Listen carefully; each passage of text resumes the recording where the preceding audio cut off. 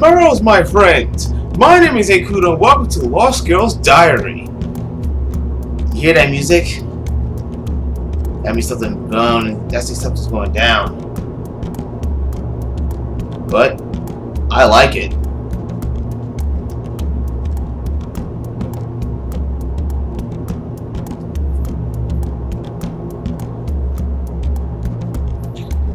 This is a free visual novel from Steam, and I heard that, well, I read from the synopsis that something scary is going to happen. So I'm assuming that it's from This Girl's Diary, the one on the front page. So, I don't know. All I do know is that a bunch of girls go in, and I think one survives. Well, let's start.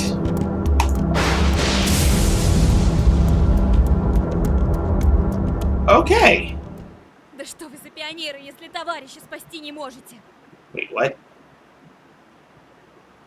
Okay, I think this is in another language, but I'm pretty sure I picked American. Then again, they don't have the American voices, I believe. So, okay.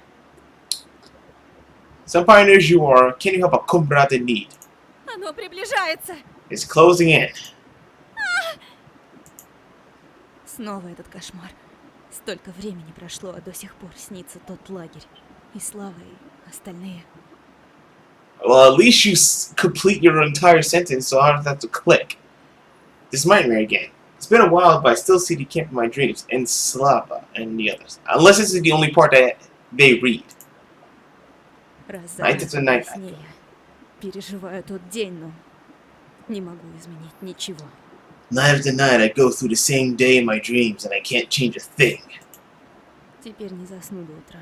I won't be able to sleep till morning. Тонькины записки. Помню, как она носилась по всему лагерю, выспрашивая новые страшилки. It is all because of Tanya's notes. I remember the day she was running around the camp, asking guys for screwer stories to tell. Если бы я знала, что эта тетрадь может спасти нас. If only I had known that this diary could save us. Среди обычных страшилок Тоня написала целый рассказ. Даже меня туда засунула, правда, под другим именем. Other than those stories, Tonya managed to make an entire story. She even added me as a character with a different name. Студеным январским вечером в санатории-пансионате собралась пестрая компания. One frosty winter evening, a bunch of guys gathered at a hotel. 10 p.m. X Hotel. Okay, yay, I can talk! Everything is ready, girls! Calm down! Oh, wait. Wait a minute. A whole bunch of girls. Is this Black Christmas? Oh, man. I'd rather read a book in my room. Let's go, Oya! Please! Fine. Yay! Are they Russian? I think this is Russian. Or Italian. I think Russian. I hope Russian. Looks like someone's dressed up tonight. It's none of your business, Sasha. Why don't you ask Lisa why she has to put on so much makeup? She always does, but you? Whatever. Go light the candles. You got it! Boss. I'll go get more candy! Way to go, sweet tooth. Sweet taste buds, sweet taste Bill, sweet character. Kids are kids. Hey Sasha, is it bedtime for her already? No, not yet. Just let her stick around for a while. Oh boy. Alright girls, let's...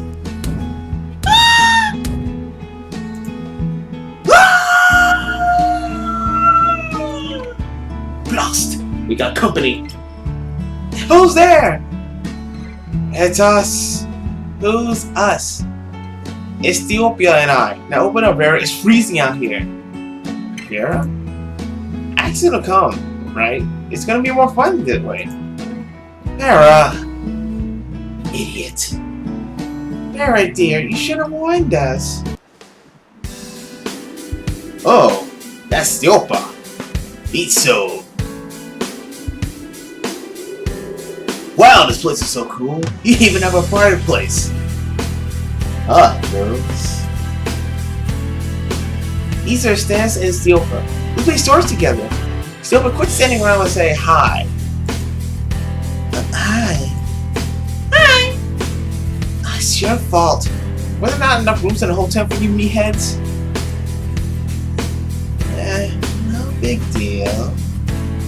There was a paper mistake, so we were forced to go along with the group.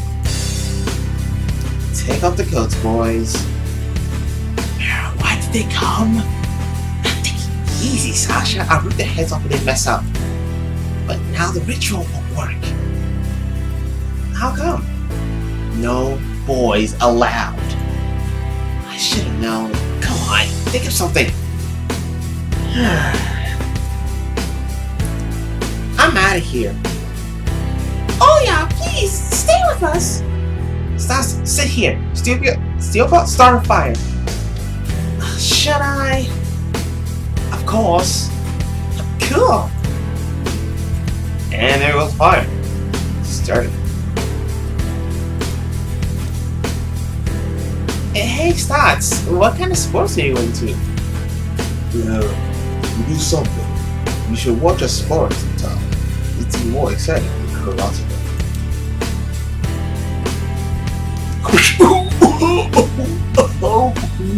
Oh, what a delayed attack!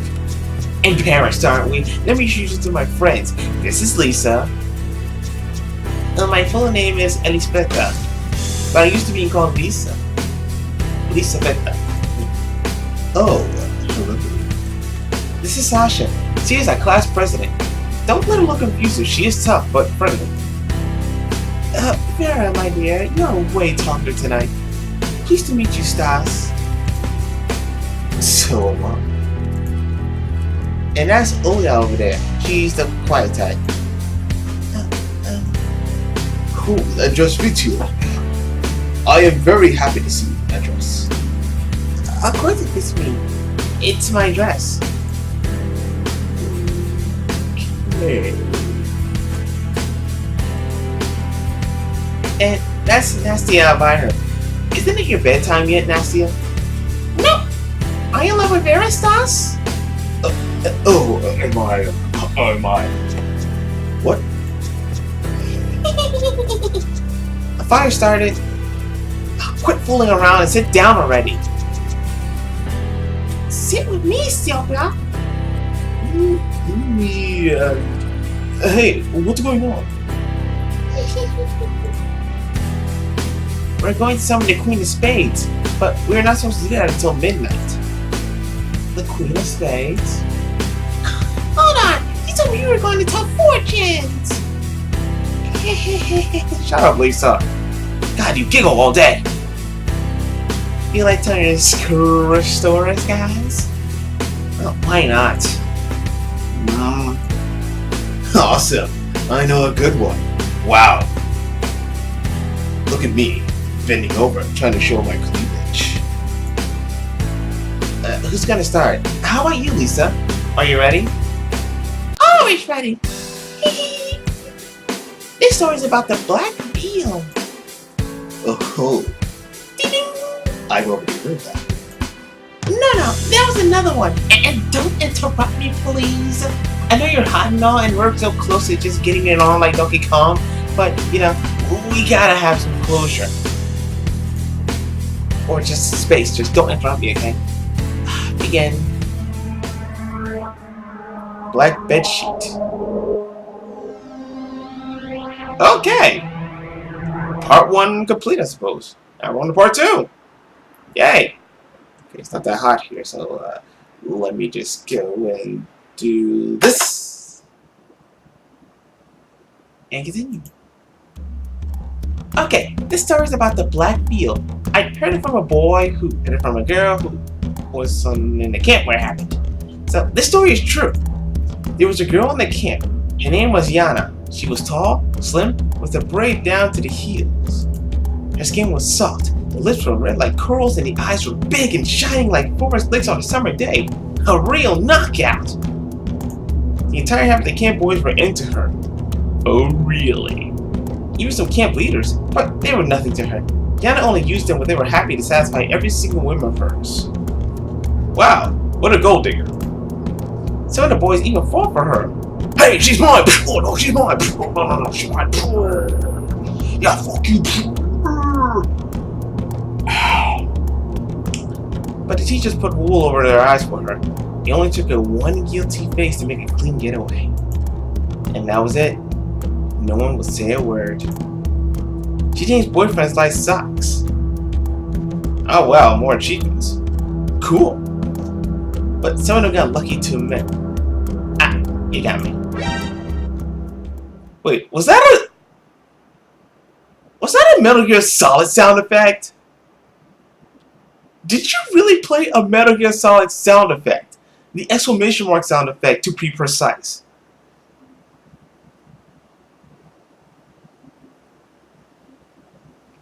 Let's continue. What? I did? Shush, runt. Also, there was a couple in the camp. They were so deep in love that they couldn't live apart. Every moment they had, they spent together. When the Belle found out about them, she was looking to steal the boyfriend. What a bitch! But she was waiting for the right moment, and it just so happened to be a dance party in the camp. Yana was dressed with a sexy dress as dark as a moonless night and high heels. She decorated her braids with a scarlet bow. Everyone made way for her. Okay, everybody, clear out the way, Yana's coming through. Come, Yana, come. Nice ass. All the boys wanted to dance with her, but she was way out of their league. The time of Ladies' Choice dance had to come, and she asked him for the dance. And then she seduced him. He couldn't resist her, so Yana snatched him up, like so. But then his girlfriend followed him, and then she found him. Well, you got me. And again with the Metal Gear Solid sound effect. I didn't. Making out. Seriously, but still, that Metal Gear Solid sound effect. Okay.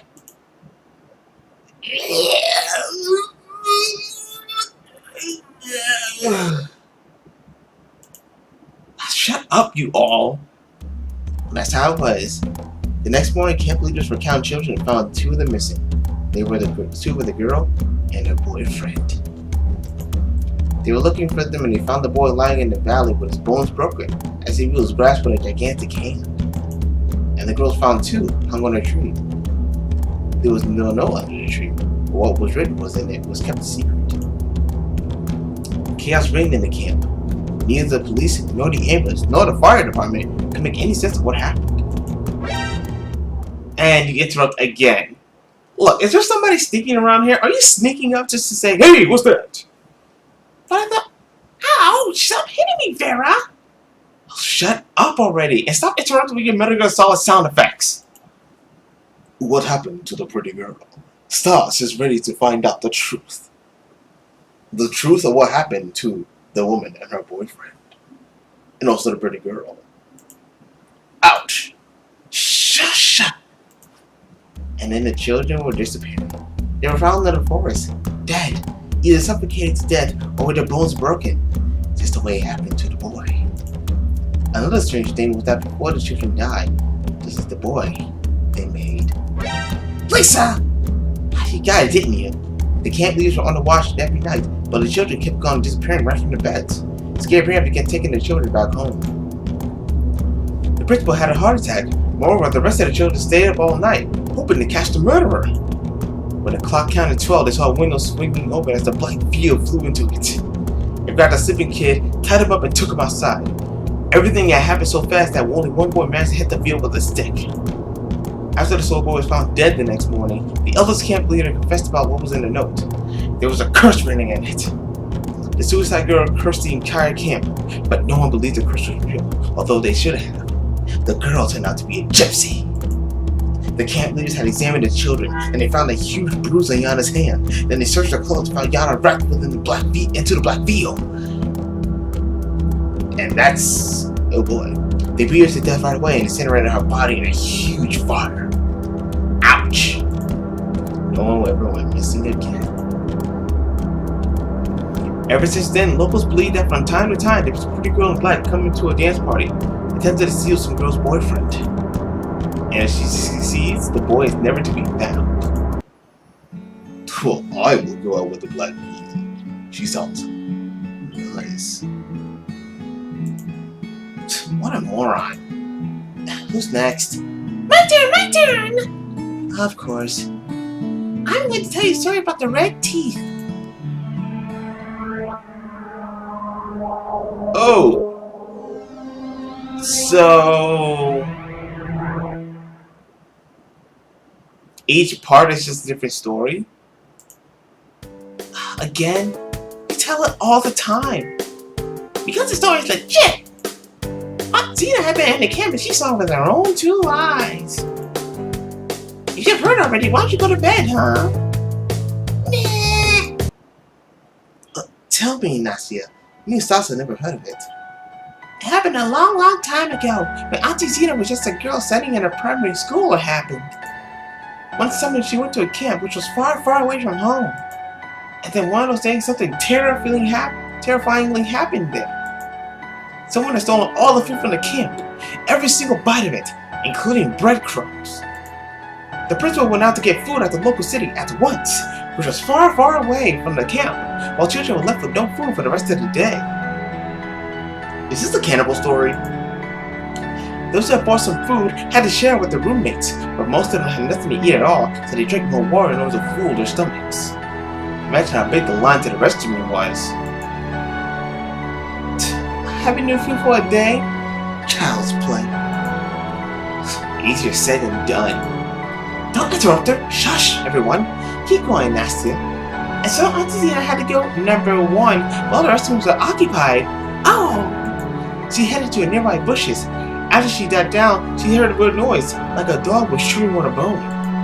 She sneaked up to the bushes and saw a girl eating something. Aunt Zena shouted to the girl. As the girl turned around, she saw that the girl had... Oh, what was that? The red tape! Da, da, da. Nastia's mouth is open! Here's a fly!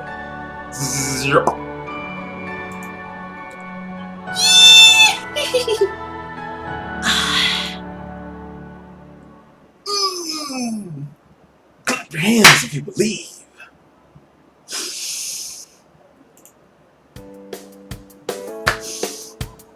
Boy. No.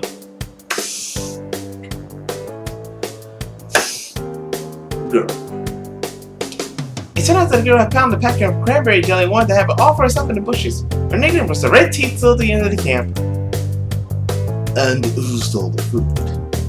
I don't know. Auntie Tony never told. Nice job, Nastia. Quite a scary tale. Okay, who's next? Oh, hi. But I must warn you. The story is so scary that I could sleep for a whole month after I heard it. Oh, what a whip. The story is about the Black Hand. Part 4. The Black Hand.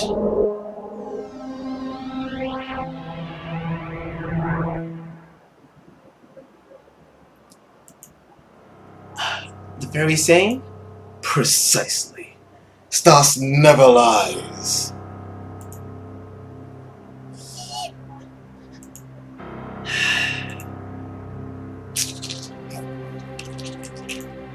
My classmate was there. He saw the Black Hand. And he wouldn't lie about that. 2 years ago, my friend David went to a camp. Okay, so everybody went to a camp for these stories? Huh. Only the A students from all over the country could be in the camp. David? Yes. David Schnips. Do you know him? No. Why didn't you go there? I did want to. Not worth much, I see. What? How dare you say that Stas the man is not worth much? You whore! I shall punch you where it hurts. Continuing to my story. So the camp was surrounded by a tall fence. Guards were on its watch 24/7. No intruder had a chance to get inside. The adults kept watching outnumbered the children. And all of a sudden, things started going missing in the camp.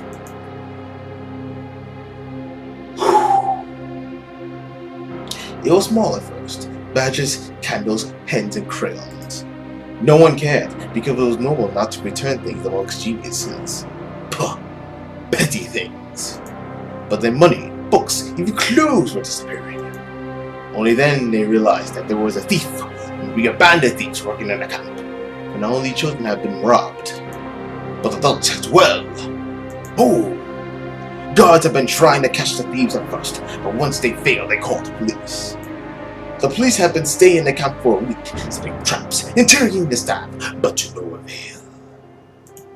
Meanwhile, the stealing continued. One day, guys from the troop had found a way to reveal the problem. They secretly rigged up a TV camera and set it up in the room. No one else knew who was there. They placed a wallet in front of the camera, hid in the next room and watched the wallet through the TV. They had been waiting for a long time and got tired of keeping watch. They got interrupted and missed the moment when the wallet was stolen. Oh, it had just been there a moment ago. Next night they saw the recorder in the room with the camera. In the morning, they put the video game inside the wallet and got back to their activities. In the evening, the video game was gone. The recorder during the watch showed them a black hand appearing from nowhere, taking the game and vanishing into the air. The guys ran out looking for adults, leaving one of them to guard the camera. Once the police came back along with the guys, the recording was gone. The camera was broken, and the boy was dead, with black fingerprints all over his neck. Police didn't believe the boys, suspecting them as the murderers. The boys were arrested and driven to separate rooms. But the next morning, they were found dead as well. Oh! With the black fingerprints on their necks as well. Oh! The entire police department had been assembled in the camp. Scared parents were taking their children back home with those kids who stayed and tried not to be alone. The stealing did not stop. There was furniture, chairs, shelves, even couches. The black hand had gone mad and was stealing everything. How dare you! When the girl went missing, three of her friends from the chemist club got ready to take revenge on the black hand. They built a bomb, planted it in the drawer, and asked David to install a detonator so that it would trigger as the drawer opened. There was nothing to it. All they had to do was... Whatever, so boring. So what was next? In a couple of days, they heard an underground explosion somewhere around the camp. Evacuators had been brought. They dug through and found an abandoned bomb shelter stuffed with the stolen thieves. In the middle of the explosion, found a piece of some equipment and a boy's body torn apart with the explosion. Identification was hardly possible. His body, his hands were black with paint. The body parts were taken away by the military, as well as the equipment. They promised that no one would ever tell a thing. They won.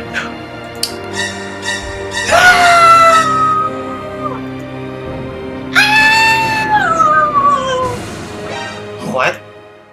My candies are gone! The black hand took them! He strikes again. Everyone, rally to me! Nestia, look, stay behind me. Lisa, grab onto my strong arm. And Olia. We're going to do it later. Let's go. Stars await you all. Relax, Natsu. You're eating yourself while you're listening. Really? I didn't see that coming. Oh, ladies, please stop coming around me. I appreciate all of you, but there's only one I am after. Olia. Boy, you are noisy. Fine. Now you're gonna listen to... Hold on. It's Olia's turn now. Oh, how come? Really? How? Because we don't have any more candy. Did I have something to do with candy? Ignorance is bliss. Begin, Olia. I got an achievement. Now we're on to part 5, the Forest of Light. Whew. Some of these are actually pretty creepy and kind of scary. Especially when they start telling it. It's like, I'm afraid that something's going to appear behind me. Holy shit. Okay. There is an abandoned pioneer camp deep in the nearby forest, fenced with a barbed wire rotten by time. It used to be the biggest camp in the area until a mind-bending thing had happened there, so that the people fenced the camp with a couple of lines of the wire and forgot about the camp forever. However, I found a camp leader's diary in the library. I wonder, why was I the first to find it? I shouldn't tell what is written in it, but I can't resist telling you. It's going to make me insane if I don't. Hands off! But this one is so spooky. I must grab onto someone who's more braver than I am. You must do, Vera. Hold me. Oh. Damn. You sure? Damn. that hurt. But maybe last night I should remind you of who's the more dominant one. I deserve that. Then why don't you get the boy a hug? He's already getting it. Don't you see? Kudo stars, I can hug the both of you. Oh, sure thing. I mean, no, I feel fine here. See it yourself. The diary belonged to Oksana, the leader of the first troop. The record says everything was alright for the first half of the camp. Children were having a good time, falling in love and breaking apart. Oksana herself had fallen in love with the camp leader of the third squad, but the feelings were mutual. Half the diary is full of poems about her one-way love and sketches of the one she was into, but it changes in the second half. Just listen. Ollie takes out a book with a rabbit sticker and draws flowers on it. The 20th of July, the terrible heat continues. Anton asked me to take his squad in the lake before I take mine, and I couldn't refuse. Man, is he awesome when he smiles. My squad was happy though, but I let them go off an hour past curfew. The 21st of July. We were in that situation. Dasha started Siva has been missing since the morning. Oh, come on! Okay, apparently every story has something to do with being at camp, everyone having a good time, then somebody or something goes missing, and then you trace it back to the source. Her stuff's in place, and Katya told me she saw Dasha last night going to the bathroom, and Dasha never returned. We found Dasha. She fell into the old well behind the warehouse. To my surprise, she was safe and sound when we checked her out. Well, that is surprising. Lucky girl. On the other hand, she hasn't said a word ever since. I hope she'll be fine. She must rest in the infirmary. Iraida Palona called Dasha's parents a lot, but no one answered. During the lineup, Anton lectured me on how to look for the children. I was about to burst into tears. Why is he being so rude to me? Why is it so mean? To say 22nd of July. Petrovic and the guys from the fish squad built a huge cover for the well. Now it's finally safe. Dasha's not speaking yet, just lying here to bed, silent. Maria Potoponva spoon feeds her. Reina Palvona left no one at the camp, including Anton, whose grandmother passed away yesterday. Sucks. The 23rd of July. We were going to see Dasha today. And I bet she's going to be dead. We made a wonderful bouquet for her in a card with our best wishes written on it. Something is wrong with Anton. He had a quarrel with the principal this morning. The principal was written on a different hand. All of a sudden, I feel like I was out of my body, watching myself from a different viewpoint. I heard a blunt slam after he pushed me right to the well. It doesn't hurt though, but I feel sad. A green bright spot in the sky reflects in the puddle on the bottom. And I see you coming. A shooting star, I think. I should make a wish. The shot's bright is even brighter. The green sparkle is closing on me with the speed of sound. It stings me and casts me back into my body. Now it's a two buzz in the body. Me and the star. The pain is back, and my neighbor doesn't like it. The little green sparkle starts beating the way my heart does. It is glowing inside my body, filling every single cell as if it were an empty vase. The vase is all cracked, however. The green light is getting loose through it. The star bangs in anger, and the rest of my body fade away like the snow under the sunshine. I feel so girl, so I curl into a ball right under the humid sky is thinking. Till I can see my companion. I can only feel it burning in my chest. The star wants me to get out of the pit, but I don't care. The only thing I want is oblivion. The star is not giving me to give in. It's thrashing about inside, and I pity it. It warns me at first, but just a moment it moved up to my shoulder, out of the southern pit of my body. Poor thing, how lucky I got. I can't stand. I see a small shred of sky above me. Now it's being blocked by some figure, and now it's not. The flickering annoys me, so I close my eyes. I feel someone is taking me up, awakening old memories I'm hiding from. All this happened to someone but me, but I was just being a spectator. The show's about to end, and now it's a fireball instead of a tiny star growing bigger inside me. It's not a friendly companion any longer, but a gruesome warden watching over me. It forces me to eat, causing pain in my stomach. He forced me to go to the bathroom, stinging my feet. The rest of the time, it lets me rest obliviously. The fireball's not growing bigger anymore. now shutting my body to follow his command instead. As I do as he commands willingly, otherwise the fire will burn me out. All I need right now is a little bit of rest. Right now the fire bends down my neck. My nurse comes in. She drops a tray with plates on it, so porridge and Blu-ray scatter all over the floor. The fire flashes up. I see a beam of green light strike Maria Patapomba. The nurse comes out with the beam is tracing her. I look at the fires gathered around the porridge as long as my companion's playing with his new toy. The entire council enters my ward. The camp leader along with the girl from my squad carefully go around the mess whispering. I see Okasa's beautiful face and the fear seizing the city's others. They look at me as I am on exploding Kun's camera. The words are full of false sympathy. The presence disgusts me.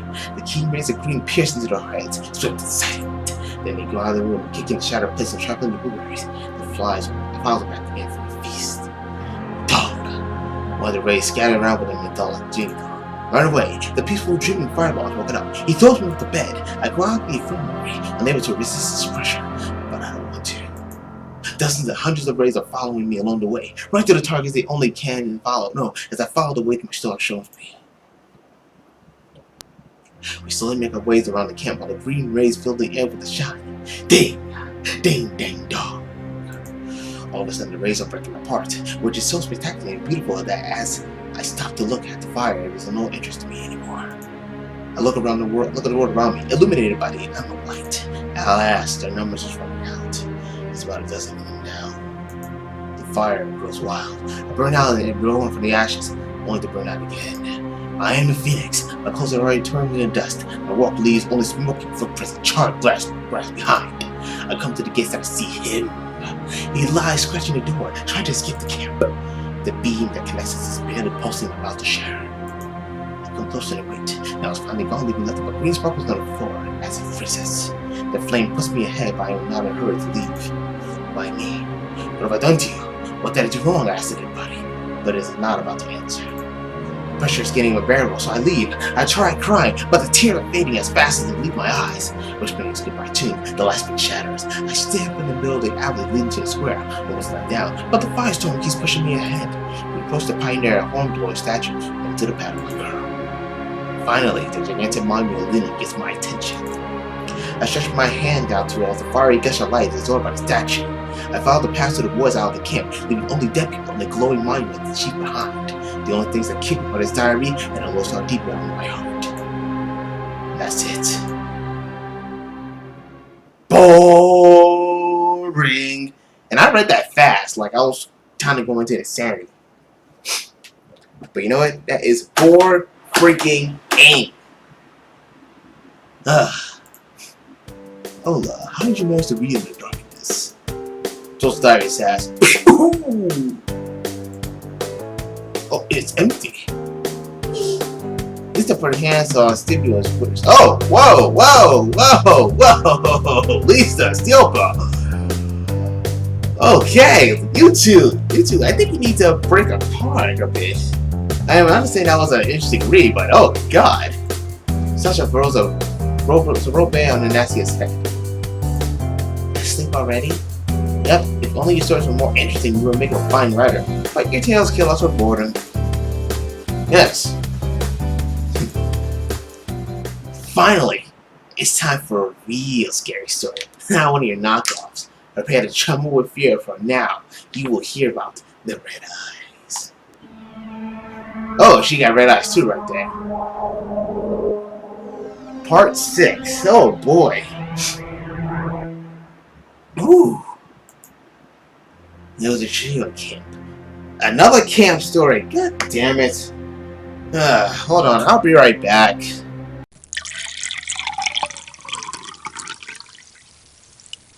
Okay, I'm back. I had to get some to drink because I'm reading a lot. There was a trio in the camp. They never split up. The leader's name was Max. For finally, a normal name! But everyone called him the Beast. You mean Daigo? There was a reason for that. If you accidentally bump into him in the shoulder during the walk, he will tear you apart like a pit bull. Look at him the wrong way, and you are as good as dead. Even his friends used to get it. Fortunately, they were strong enough to settle him down. They were tough guys too, used to keep the fire at Camp Bay, but no one would report them because the beast would take care of it. No one was saying a word against them, and the trio was having fun. In short, the guys were on the road to success, but they failed. Because of who?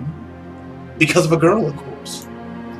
There was a lass in the camp, whose name was Farah, whose name was Lena. Once upon a time, Max had seen this Lena girl doing exercises, and was admired by her vast flexibility. What do you think? She was a gymnast, not some bookworm. Also, and so the beast was lost. He couldn't get her out of his head. Even food wasn't an option. He asked her on a date that evening, and she was like, I would love to, but there's a problem. What problem? Your friends never leave me alone. Make him! The beast accepted the deal and left. He didn't even notice her eyes blazing with crimson fire following him. At night he was rolling in the bed, sleepless, and the next morning he had a talk with his friends. Are you okay? They said. We've never met this Lena before. Max chilled out and went back to Lena that evening. You were wrong, he said. My friends have nothing to do with you. Lena was. Don't you trust me? They came this morning, threatening to beat me down if I meet with them again. It's up to you who to be with. The beast left the pain in his heart, unnoticing the red fire burning in Lena's eyes. The next morning he set out to his friends. Dang it, beast, they said. We were with you all the day. Have you seen us threatening someone? Who do you trust more, us or a stranger? But the beast was blinded by love, and so he promised that he would kill everyone who touched her. In the evening, he came back to the place he saw Lena. Look, Max, look what your friends did to me. She untied her shirt, and he saw red bruises on Lena's pale skin. Frenzy filled his mind. I'll take care of them, he said. Wait, Lena condescended. You've already broken your promise. This time, I need proof. Bring me their hearts. And she put a blade into his hand. The beast was about to throw it away, but she leaned on him and kissed him. What a whore. I am waiting until the midnight. Now go. Carve their hearts out and bring me the prizes. And the Max was off with Lena's eyes following him, shining brighter than a crimson star at twilight. The beast waited until everyone was asleep. He stuck into the cabin and stabbed his friend in the chest. He came to the second one and stabbed him as well. That's how his friends died. Max cut out Arthur's friend out of his chest, wrapped him in a shirt, and went back to Lena. Did you bring it? Lena impatiently asked Max as she saw him close to me. He handed the hearts over to Lena. She took them. She turned away for a second, and when she turned back, the hearts were gone. Only a blood drip on Lena's lip remained. Max was going to hug Lena, but she pushed him back. What's wrong? The beast exclaimed. I've done as you asked. Did you really think? The girl arrogantly said. I'm going to go out with a murderer's own friends. But you've been beaten? I faked it. I was texting how good of a friend you are. Now beat it. These words turned the beast back to reality. He knocked Lena down and stabbed her with a blade. Again and again, but the blade didn't work with her. Only then did the beast see the shining crimson eyes of his girlfriend. That scared the crap out of him. He backed away. Lena took his and said, Where do you think you're going? Come to me, hug me harder. She said while disappearing to the ground. Max tried to set himself free, but he couldn't. And Lena was already halfway in the ground. She was about to take him along with her. Max got the restrict, took the blade and cut his hand to free him from Lena, who disappeared on the ground with his hand. Max stopped the bleeding with a handkerchief, and his head just turned himself in. Did he do the time? Nah. He was gone from the cell the next day. Only a letter written in blood he left. It said, The Red Eyes. Huh, that was a cool story, girl. I'm impressed, and in love with you. Huh, big time! Tell us something stupid, girl. Tell us something stupid, yeah? Me? I can't. Why did you even come? It's make a company. That's okay. You're not supposed to be a storyteller after all. You're really strong instead, aren't you? I am. Yeah. Fine. I'll tell one. The one? I think so. Part 7. King of Rats. Oh boy. I think we might get through all the stories. Unless Dystopia decides to go next, I think we might end after this story. Oh yeah, it gives me the creeps all the time. When I was in a camp, another camp story? Okay, drink for every camp story we hear, which is basically 7 of them. So, 7 drinks. Let's count them down.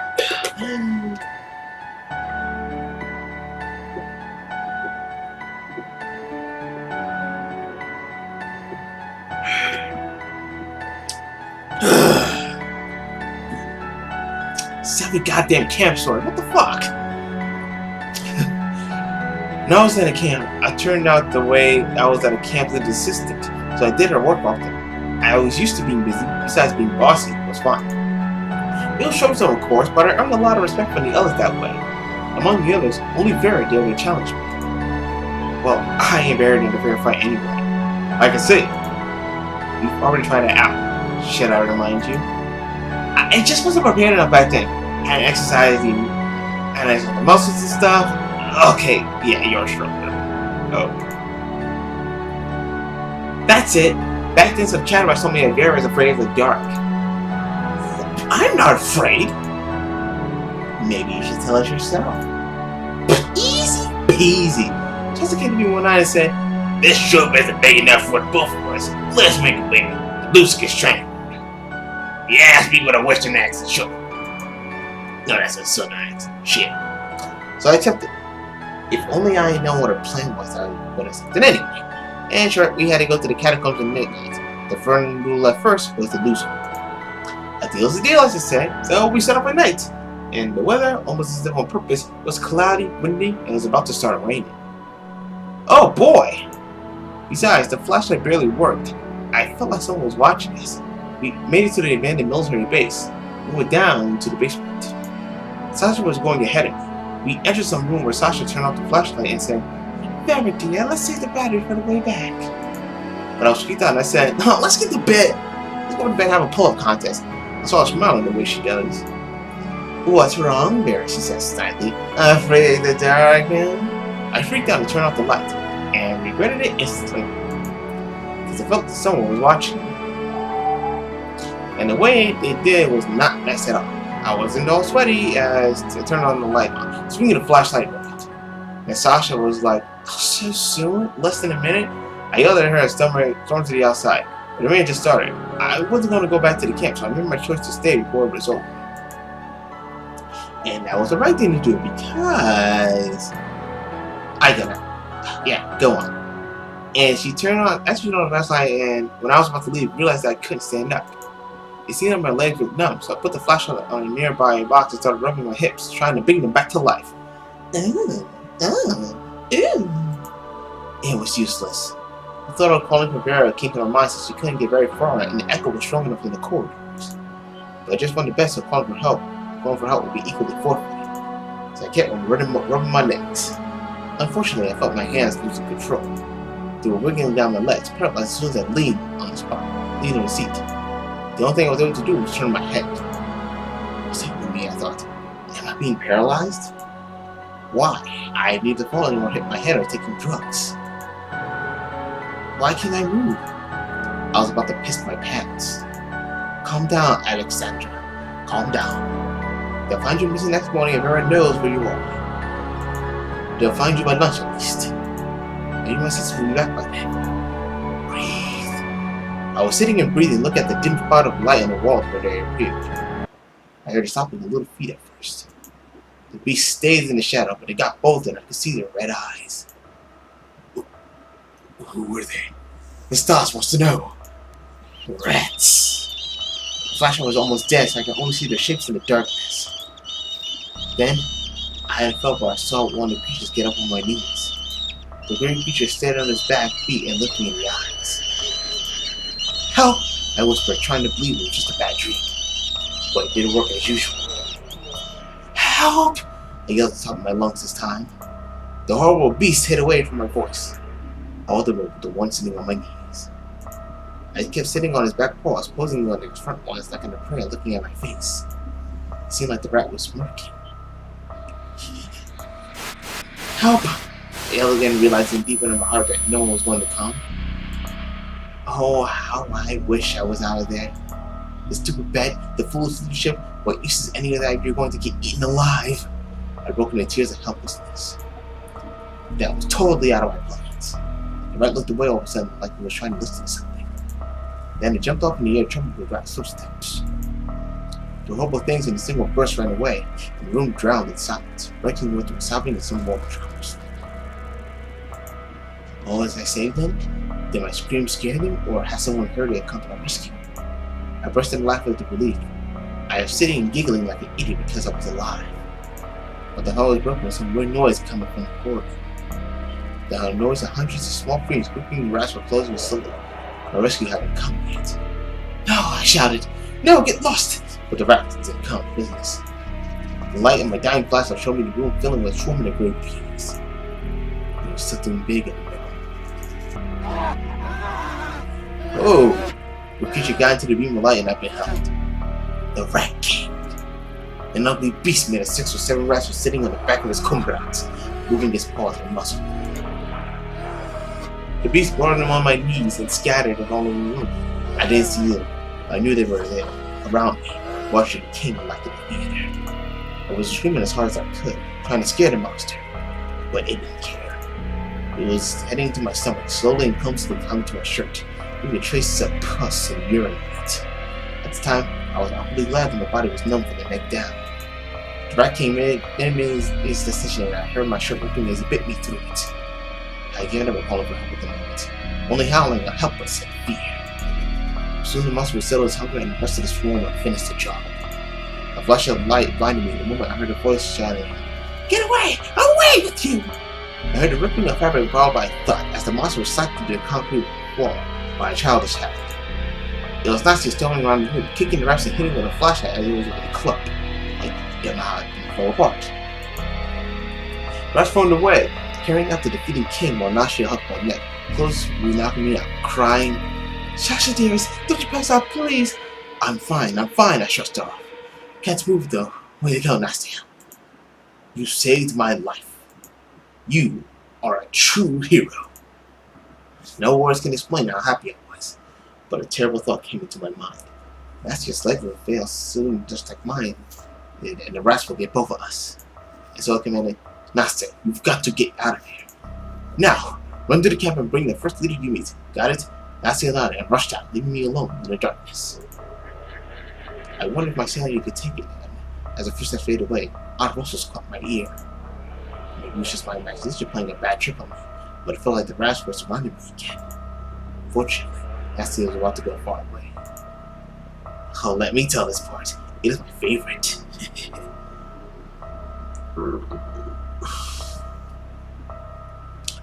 When the rain stopped, I got to the outside and saw Nastia running somewhere. I caught up to her and we headed back to Sasha. Man, you should have seen yourself. But yeah, good thing we didn't. Talking dead in the flesh.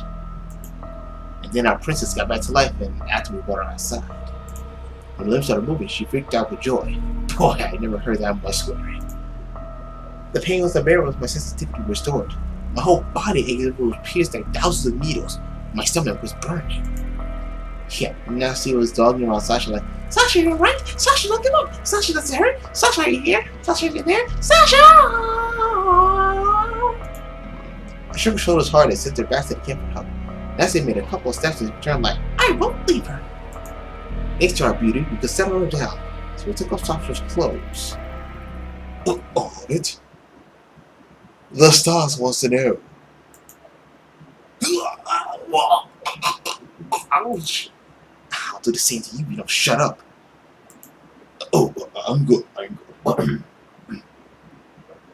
Damn it. And off to the lake.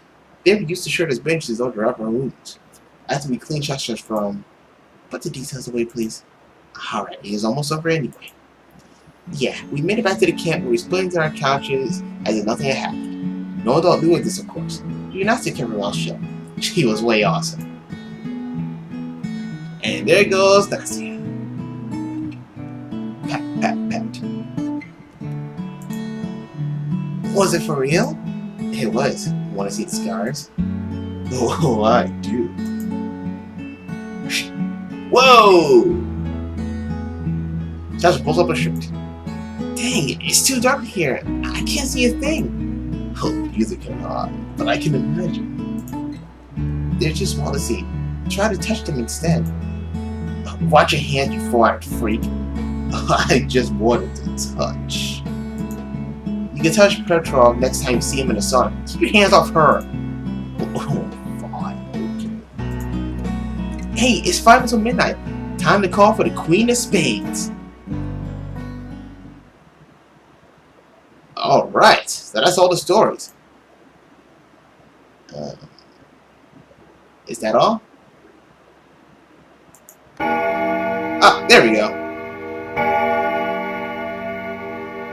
Yep, that's the time for that, and it's time for me to get out. Queen of Spades, Part 8. Okay. So we're on Part 8. Great. Come ye to... Okay. No. Okay. Oh, there we go. Alright, save. Alright, new save. Save. Okay, there we go. Okay, so, we saved. That's good. Alright. So. Oh, boy. That was Lost Girl's Diary. Oh, man. That was a lot of storytelling. That was a lot of stories. Like 7 stories, I believe. Whew, so that was a lot of talking. And I knew that Olia's story... I don't know the Olia story was like very, very long. Like, it was droning me out. Just I had to speed up quickly. Like, oh man, it's really creepy, especially since it's like 4 in the morning right now.